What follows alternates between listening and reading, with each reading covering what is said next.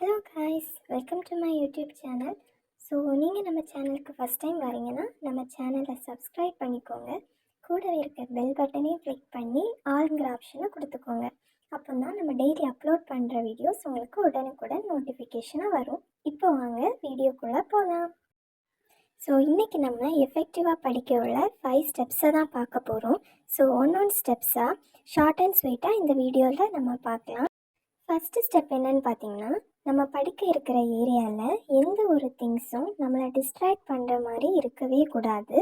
அப்படி இருந்துச்சுன்னா அந்த திங்ஸை கொஞ்ச நேரத்துக்கு அவாய்ட் பண்ணிக்கோங்க. நீங்கள் படிக்கிற டைமில் உங்கள் கான்சன்ட்ரேஷன் படிப்பில் மட்டும்தான் இருக்கணும். அதை தவிர வேறு ஏதாச்சும் திங்ஸில் அது டிஸ்ட்ராக்ட் ஆகிடுச்சுன்னா நீங்கள் படித்தும் வேஸ்ட்டு தான்.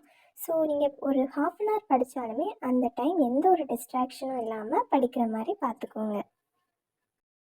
இப்போ நம்ம செகண்ட் ஸ்டெப் பார்க்கலாம். இது ரொம்பவே இம்பார்ட்டண்ட்டான ஸ்டெப். படிக்கும்போது பக்கத்தில் ஃபோன் கண்டிப்பாக கொண்டு வராதீங்க. முடிஞ்ச வரைக்கும் படிக்க ஸ்டார்ட் பண்ணுற ஒரு 10 minutes முன்னாடியே ஃபோனை அவாய்ட் பண்ணிக்கோங்க. அது ரொம்பவே நல்லது. இப்போ நம்ம படிக்கும்போது நம்ம பக்கத்தில் ஃபோன் இருந்துச்சுன்னா கண்டிப்பாக நம்ம கான்சன்ட்ரேஷன் படிப்பில் இருக்காது. செல்ஃபோனில் தான் கண்டிப்பாக இருக்கும். ஸோ படிக்கிற இடத்துல ஃபோனை கொண்டு வராமல் வெளியே வச்சுருக்கிறது ரொம்ப நல்லது. தேர்ட் ஸ்டெப் வந்து creating your own study schedule. இப்போ ஒரு டீட்டெயில் கொஸ்டின் இருக்குன்னா அதை 1 hourலேயும் படித்து முடிக்கலாம், 1/2 hourலேயும் படித்து முடிக்கலாம், அதே சமயம் 10 minutesல கூட படித்து முடிக்கலாம். ஸோ நம்ம ஸ்டடி கேப்பபிலிட்டி வந்து நமக்கு தெரியும். ஸோ அதுக்கேற்றாப்புல வந்து நம்ம ஸ்டடி பிளான் க்ரியேட் பண்ணணும். அதே சமயம் இடையில வந்து கண்டிப்பாக பிரேக்கும் விடணும். இப்போ நீங்கள் 1 hour படிச்சிங்கன்னா ஒரு 20 minutes பிரேக் எடுத்துக்கோங்க. அந்த பிரேக்கில் வந்து சின்ன சின்ன ஆக்டிவிட்டீஸ் பண்ணலாம். உங்கள் வீட்டில் பெட் அனிமல்ஸ் இருந்தால் அதுக்கு கூட டைம் ஸ்பெண்ட் பண்ணலாம். இந்த மாதிரி பண்ணும்போது உங்களுக்கு படிக்க போர் அடிக்காது. அதே சமயம் கான்சன்ட்ரேஷனோடனும் படிக்கலாம். ஃபோர்த் ஸ்டெப் என்னென்னா டேக்கிங் நோட்ஸ். இப்போ நீங்கள் வந்து ஒரு டீட்டெயில் கொஸ்டினை 1 or 2 hours படிக்கிங்க. இப்போவே வந்து பக்கத்தில் நோட்ஸ் ஆர் ஹிண்ட்ஸ் எழுதி வச்சிங்கன்னா ஃப்யூச்சரில் கண்டிப்பாக யூஸ் ஆகும். எக்ஸாம் டைம் இவ்வளோ நேரம் நம்ம படிக்க இருக்குமான்னு கேட்டால் கண்டிப்பாக கிடையாது. ஜஸ்ட் ரிவைஸ் பண்ண மட்டும்தான் டைம் இருக்கும். அந்த டைம் நமக்கு இந்த நோட்ஸை பார்க்கும்போது அந்தளவு ப்ரெஷரும் இருக்காது. அதே சமயம் ஈஸியாக நமக்கு அண்டர்ஸ்டாண்ட் ஆகும். எக்ஸாமையும் நல்லபடியாக பண்ணலாம். ஸோ இப்போவே கொஞ்சம் கொஞ்சமாக நீங்கள் கொஸ்டின்ஸ் படிக்கும்போது பக்கத்தில் நோட்ஸ் எழுதி வச்சுக்கோங்க. இனி நம்ம பார்க்க போகிறது லாஸ்ட் ஸ்டெப்பாக இருந்தாலும் இம்பார்ட்டன்ட் ஸ்டெப் இது தான், ரிவைஸ்.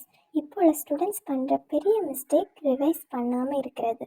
இப்போ நீங்கள் ஒரு 5 or 6 டீட்டெயில்ஸ் படிக்கிங்க, ஒன்று கிளியராக படிச்சிருப்பீங்க. ஆனால் 6 டீட்டெயில்ஸ் முடிக்கும்போது எல்லாமே ஒரு கொலாப்ஸ் ஆகி மிக்சர் ஃபார்மில் ஆயிரும்.